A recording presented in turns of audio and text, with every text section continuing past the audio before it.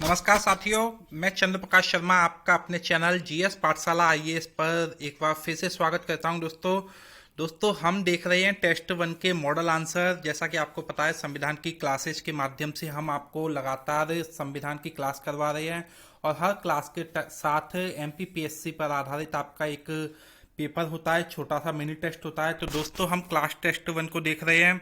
आपको पहले प्रश्नोत्तर देखना चाहिए। आपको मैं बता दूं दोस्तों, अगर आप हमारे प्रश्न डेली लेना चाहते हैं तो आप हमारे टेलीग्राम चैनल जीएस पाठशाला आईएएस को ज्वाइन कर सकते हैं, जिसकी लिंक आपको डिस्क्रिप्शन में या कमेंट सेक्शन में मिल जाएगी।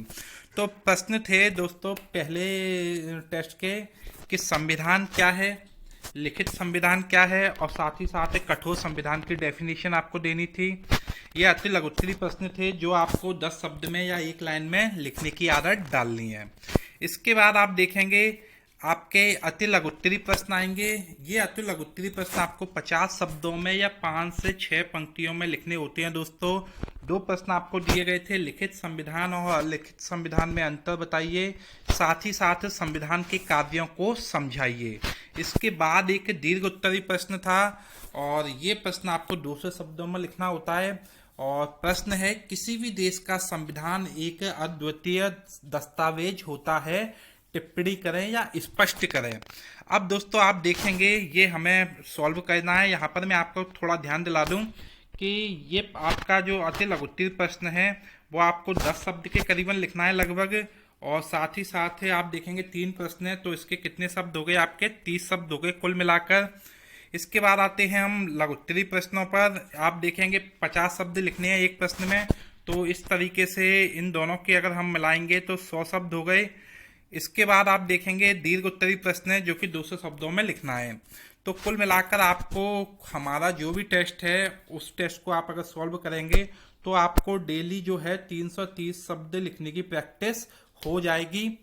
अब हम आते हैं मॉडल उत्तर पर, आंसर शीट पर। तो दोस्तों यहाँ पर आपको लिखने के कई तरीके बताए गए हैं। सबसे पहले हम बात करते हैं संविधान की। तो कुछ लोग एक ही लाइन में लिख सकते हैं, जैसे कि संविधान वह दस्तावेज है जो किसी देश की शासन पद्धति का निर्धारण करता है कि उस देश में शासन कैसे करेगा कोई। एक तरीका ये हो सकता है आपका लिखने का, और दूसरा तरीका होता है ये, जिसमें आप ज़्यादा से ज़्यादा फैक्टों को सम्मिलित कर सकते हैं और शब्दों का प्रयोग कम करें। जैसे कि संविधान वह दस्तावेज है जो शासन पद्धति का निर्धारण करता है, शासन के अंगों के बीच में शक्तियों का विभाजन करता है और साथ ही साथ देश के चरित्र का निर्धारण भी करता है। तो आप देखेंगे इस तरीके से हमने 10 शब्दों में लगभग 3 फैक्ट शामिल कर दिए। कहने का मतलब अब परीक्षक पे कोई गुंजाइश नहीं बची है कि वो आपके नंबरों को काट ले। अगर आप टॉपर्स की कॉपियों को देखेंगे तो यही पैटर्न फॉलो करते हुए आपको मिलेंगे दोस्तों, इसलिए इसी पैटर्न को फॉलो करें। अगला दूसरा प्रश्न आता है कि लिखित संविधान। तो कुछ लोग लिखकर आ सकते हैं वह संविधान जो एक ही दस्तावेज में संग्रहित होता है, जैसे भारत का संविधान। कुछ लोग ऐसे लिखेंगे, लेकिन मैंने आपको बताया दूसरा तरीका ज़्यादा बेहतर है, जिसमें ज़्यादा से ज़्यादा जो है फैक्ट 10 शब्दों में आप इंक्लूड कर दीजिए, 10-12 शब्दों में। जैसे कि लिखित संविधान वह संविधान है जो एकल दस्तावेज में संग्रहित होता है, संविधान सभा के द्वारा निर्मित होता है, निश्चित तिथि को लागू होता है। और आप एग्जाम्पल भी दे सकते हैं। आप देख रहे हैं हर लाइन में 3 से 4 शब्द हैं और कुल मिलाकर आपको इस ऐसे प्रश्नों में बहुत बेहतर अंक मिलेंगे अगर आप ऐसे लिख कर आते हैं। तीसरा प्रश्न है आपका, कठोर संविधान क्या है। तो वह संविधान जिसमें संशोधन करना आसान ना हो, जैसे कि अमेरिका का संविधान। आप देखेंगे अमेरिका के संविधान में संशोधन करना इतना आसान नहीं है।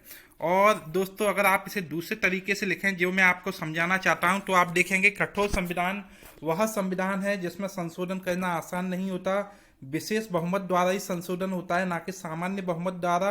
और साथ ही साथ आप देखेंगे कठोर संविधान सामान्यतः कैसा होता है, लिखित होता है।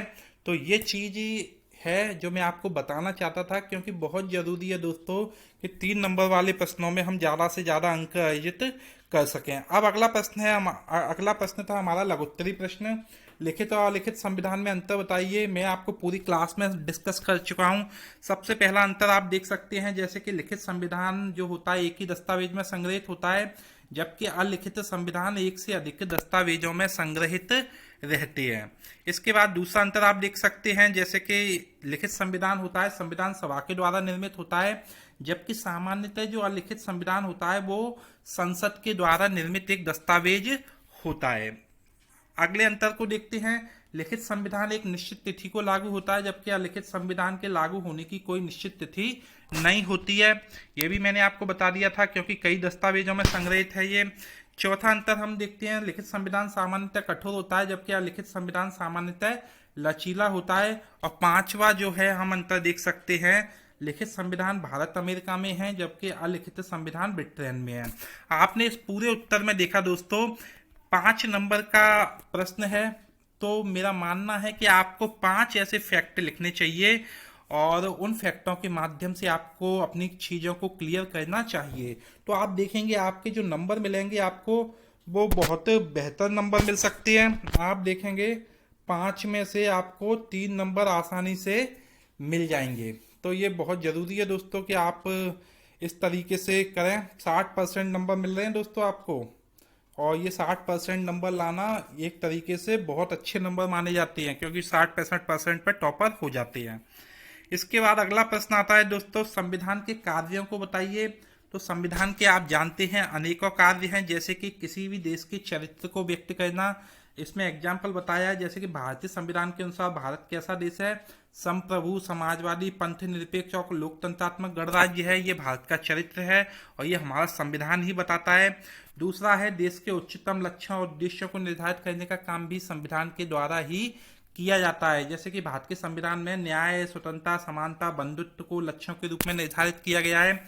इसके बाद आप देखेंगे शासन के 3 अंगों के बीच में शक्तियों का विभाजन करना, ये भी संविधान का काम होता है। आप जानते हैं कार्य विधायिका, कार्यपालिका और न्यायपालिका, ये तीनों जो हैं, न्यायपालिका जो हैं, ये तीनों जो हैं शासन के 3 अंग कहलाते हैं, और इनके मध्य एक तरीके से शक्तियों का पृथक्करण जो होता है वो संविधान के द्वारा ही किया जाता है।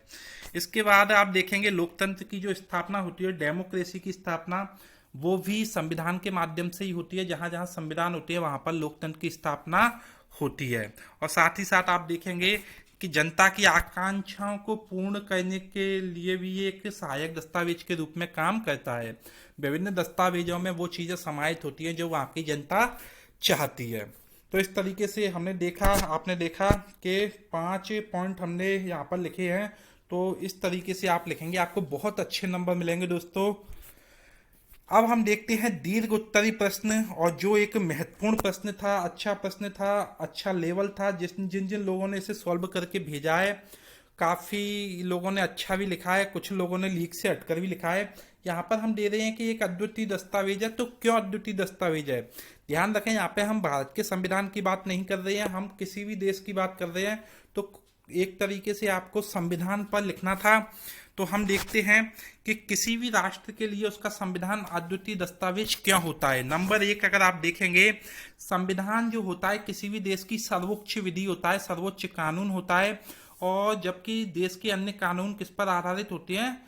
इसी संविधान पर आधारित होती हैं। इस कारण से ये एक अद्वितीय दस्तावेज माना जाता है। दूसरा, आप देखेंगे जितने भी सफल राष्ट्र हैं, सक्सेस राष्ट्र हैं, उनमें संविधान निर्माण की प्रक्रिया बार बार नहीं होती है। कहने का मतलब जो सफल राष्ट्र होते हैं उनके यहाँ संविधान जीवन में एक आध बार बनता है। कहने का मतलब बहुत ही बेले समय ऐसा आता है जब संविधान का निर्माण होता है। तो एक तरीके से अद्वितीय समय होता है ये उनके लिए। तीसरा अंतर आप तीसरा फैक्ट लिख सकते हैं, जैसे कि प्रत्येक संविधान में कुछ विशेष आदर्श होते हैं, और ये आदर्श ऐसे होते हैं जो विश्व के अन्य देशों को भी प्रभावित करते हैं। जैसे कि फ्रांस के संविधान में आप देख सकते हैं स्वतंत्रता, समानता और बंधुत्व के आदर्श दिए गए हैं। फिर आप देखेंगे एक और अंतर कि कोई भी राष्ट्र जो होता है, जब उनके देश में कोई बड़े से बड़ा संकट या विवाद होता है, तब वो उन विवादों का निपटारा अपने संविधान के उद्देश्यों के अनुसार करते हैं, और इसी कारण भी किसी भी देश के संविधान को अद्वितीय दस्तावेज कहते हैं। अगला हम देख सकते हैं, संविधान चाहे लिखित हो या अलिखित हो, हमको मुख्यतः कहाँ ले जाता है? वो लोकतंत्र की ओर ले जाता है, लोकतंत्र की स्थापना करता है। इसलिए भी ये एक बेहतर दस्तावेज माना जाता है, अद्वितीय दस्तावेज माना जाता है। अगला फैक्ट है, अगला जो पॉइंट है, कई देशों का संविधान इस कारण से भी अद्वितीय माना जाता है क्योंकि इनका निर्माण स्वतंत्रता आंदोलन के पश्चात हुआ था। आप देखेंगे हमारा जो भारत का संविधान बना स्वतंत्रता आंदोलन के पश्चात बना, अफ्रीका के कई देशों के संविधान भी स्वतंत्रता पश्चात बने। कहने का मतलब उनमें कुछ आंदोलन जो आदर्श होते हैं स्वतंत्रता आंदोलन के सम्मिलित होते हैं, न्याय, स्वतंत्रता, समानता, या हम बोल सकते हैं कि गरीबों के प्रति दया भाव। तो जो आदर्श विकसित होते हैं किसी भी राष्ट्रीय आंदोलन के दौरान, वो भी संविधान में निहित होते हैं। इस कारण से भी वो अद्वितीय होता है। साथ ही साथ आप देखेंगे कुछ संविधान जनता के मूल अधिकारों पर बहुत ज़्यादा ध्यान देते हैं, जैसे कि अमेरिका के संविधान में बिल ऑफ राइट्स नामक एक टॉपिक है। तो ये अमेरिका का संविधान अपने मूल अधिकारों के लिए काफ़ी प्रसिद्ध है और इस कारण से भी ये अद्वितीय होता है।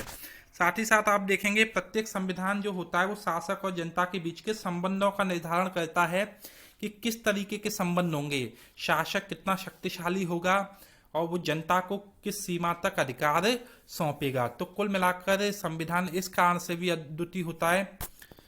और सबसे अंत में देखेंगे कि जो विविधता वाले देश होते हैं जैसे कि भारत में, तो वहां पर विविधता का सम्मान किया जाता है संविधान के माध्यम से। और इसका बेस्ट एग्जाम्पल जो मैंने आपको बता दिया, भारत का संविधान। तो ये सारे जो पॉइंट हैं, लगभग आज तक हमने पॉइंट लिखे, लगभग 8-9 पॉइंट हो गए। तो कुल मिलाकर ये हमने सारी बात कह दी। और साथ ही मैं आपको बता दूं दोस्तों, हमेशा दीर्घ उत्तरी प्रश्न में निष्कर्ष बहुत अच्छा लिखना चाहिए आपको, ये बहुत जरूरी है। आप देखेंगे निष्कर्ष हम कह सकते हैं कि कहा जा सकता है कि संविधान चाहे लिखित हो या अलिखित हो, कठोर हो या लचीला हो, विस्तृत हो या संकुचित हो, उसमें राष्ट्र की परिस्थितियों के लिए और साथ ही साथ निर्माण की प्रक्रिया और विविधता आदि के आधार पर अद्वितीय लक्षण पाए ही जाते हैं, जो उसे अन्य देशों के संविधान से अलग करते हैं। कहने का मतलब किसी भी देश का संविधान अन्य देशों के संविधान से भिन्न होता है और उसमें अपनी अनुकूल परिस्थितियों के अनुसार कुछ ऐसी चीजें होती हैं जो उसे विश्व के अन्य देशों के संविधान से अलग बनाती हैं। तो दोस्तों ये हमने आज का विश्लेषण देखा टेस्ट 1 का। अगर आप हमारे व्हाट्सएप ग्रुप से जुड़ना चाहते हैं, इस नंबर पर मैसेज कर दीजिए और आप लोग उत्तर लिखकर भेज सकते हैं। आपके उत्तर विशेषज्ञों के द्वारा चेक किए जाएंगे, जिसमें कई सिलेक्टेड ऑफिसर्स आपकी कॉपियों को देखेंगे। साथ ही साथ आप टेलीग्राम ग्रुप से भी जुड़ सकते हैं, जीएस पाठशाला IAS 123, इसको आप सर्च कर लीजिए या फिर यूट्यूब के डिस्क्रिप्शन में भी आप इसको लिंक देख सकते हैं। तो दोस्तों मिलते हैं हम आपसे क्लास 2 के टेस्ट के साथ। धन्यवाद।